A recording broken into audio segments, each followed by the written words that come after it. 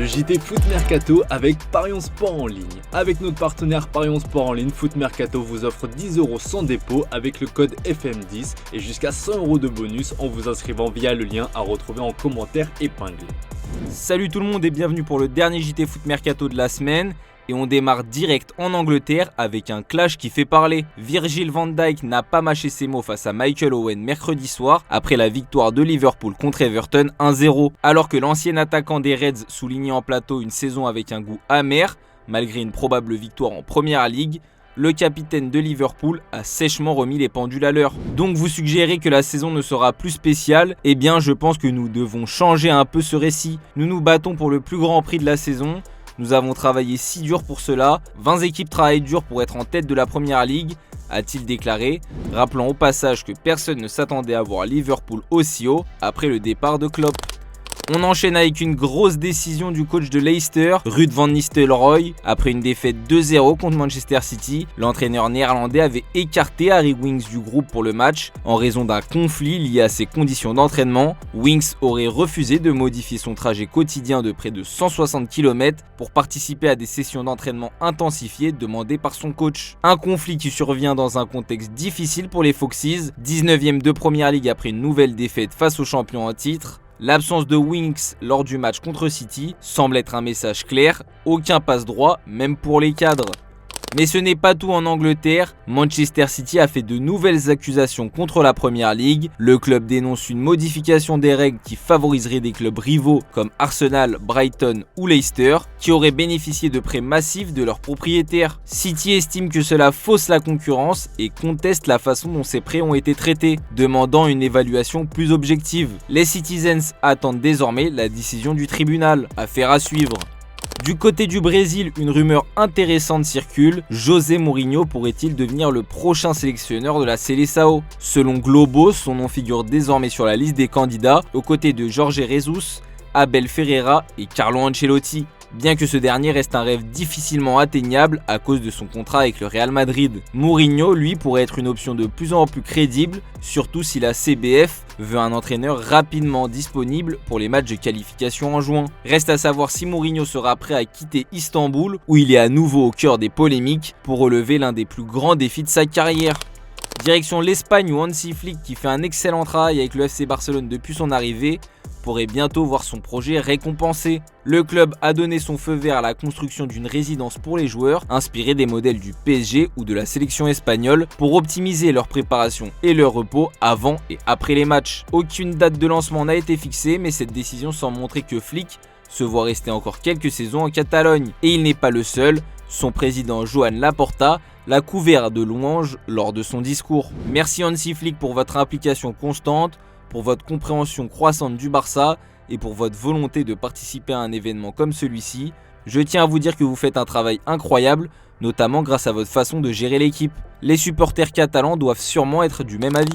À la suite de l'enquête d'un inspecteur d'éthique et de discipline de l'UEFA, une procédure disciplinaire a été ouverte à l'encontre de 4 joueurs du Real Madrid et les sanctions de l'UEFA viennent de tomber et ça pique. 3 joueurs du Real Madrid sanctionnés pour mauvaise conduite, Antonio Rudiger, Kylian Mbappé et Daniel Ceballos. Oui, vous avez bien entendu, Mbappé aussi est concerné. Après enquête, l'UEFA estime qu'ils ont violé les règles de conduite décente. Résultat, les amendes tombent comme des cartons rouges. Rudiger prend 40 000 € d'amende et une suspension d'un match avec sursis pendant 1 an. Mbappé 30 000 € d'amende plus un match de suspension avec aussi un sursis d'1 an. Et Ceballos écope de 20 000 € sans suspension, mais le message est clair de la part de l'UEFA. Seul Vinicius Junior est épargné, aucune procédure est maintenue contre lui. Malgré leurs sanctions, les joueurs pourront quand même jouer face à Arsenal le 8 avril en quart de finale de Ligue des Champions. Une bonne nouvelle pour les merengues. Direction le Parc des Princes où Adrien Rabiot a été la cible d'insultes violentes lors de son retour à Paris avec l'OM. Sa mère Véronique Rabiot a exprimé son mécontentement face à la sanction jugée trop faible par la LFP. Seule une fermeture partielle de la tribune Auteuil a été annoncée. Non, ce n'est pas suffisant. Comme je l'ai dit, il y a une justice à 2 vitesses. C'est toujours les 2 poids 2 mesures et non, ce n'est pas suffisant, bien sûr que non. Il faudrait mettre des sanctions fortes et les respecter. C'est de pire en pire maintenant dans les stades. Désormais les gens ne veulent même plus y aller avec les jeunes enfants parce que c'est devenu ordurier, injurieux. Les joueurs et leurs familles sont fatigués d'être attaqués. Le mal semble être profond. Surprise du jour en Ligue 1, le PSG pourrait bientôt signer Ilian Mand-Yamna, un jeune ailier belge de 19 ans, libre de tout contrat après la faillite de son club en D2 belge, le KMSK Deinze. Cet attaquant de 19 ans a été mis à l'essai par le PSG depuis quelques jours et les premiers retours à son sujet semblent très positifs. Affaire à suivre. Le match à ne pas manquer ce week-end en Ligue 1, c'est un choc du haut de tableau entre Lyon et Lille, à suivre ce samedi. Les deux équipes se battent pour les places européennes et ce choc promet d'être bouillant. Vous en avez l'habitude, vous pouvez miser sur la rencontre.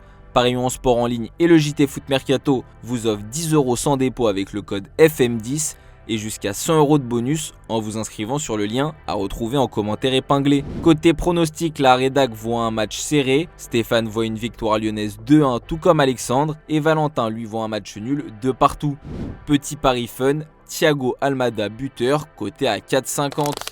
Habib Beye, le coach de Rennes depuis le limogeage de Sampaoli, ne laisse rien au hasard. Très pointilleux, il impose exigence et rigueur à ses joueurs tout en mettant en place un système de jeu qui leur permet de s'épanouir. Son objectif est clair, finir le plus haut possible.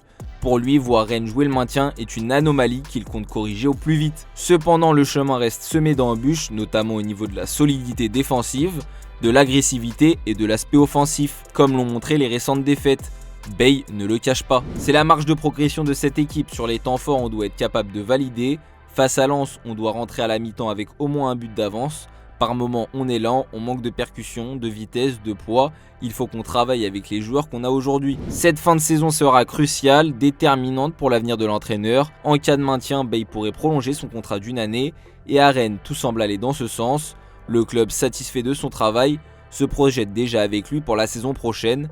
Le club l'a même encouragé à réfléchir au prochain mercato et au visage de l'équipe pour 2025-2026. Une vision partagée car Beye se sent bien à Rennes et veut continuer l'aventure. D'ici peu, il sera rejoint par Loïc Désiré en tant que directeur sportif et Laurent Bessière, directeur de la performance, qui renforceront l'organisme. On passe aux officiels du jour. Le défenseur central suisse de Newcastle, Fabian Schär, vient de prolonger son contrat jusqu'en juin 2026 avec les Magpies. Wesley Fofana est de nouveau blessé avec Chelsea. On ne connaît pas encore la nature de sa blessure, mais l'ex-joueur des Verts doit passer prochainement des examens afin d'en savoir plus sur la durée de son indisponibilité. Un nouveau coup dur pour l'international français qui n'est pas épargné par les blessures depuis son arrivée à Chelsea. C'est la bombe du jour, Kevin De Bruyne a annoncé son départ de Manchester City à la fin de la saison. Le milieu de terrain belge quittera le club après 10 ans passés chez les Sky Blues, la fin d'une ère pour les supporters et les Citizens. Curtis Jones s'est fait remarquer hors du terrain après le derby remporté contre Everton, faisant preuve d'une réaction pleine d'humour face à la provocation d'un jeune supporter des Toffees. C'est notre image du jour. On se dit à demain pour plus de vidéos sur Foot Mercato. Ciao ciao.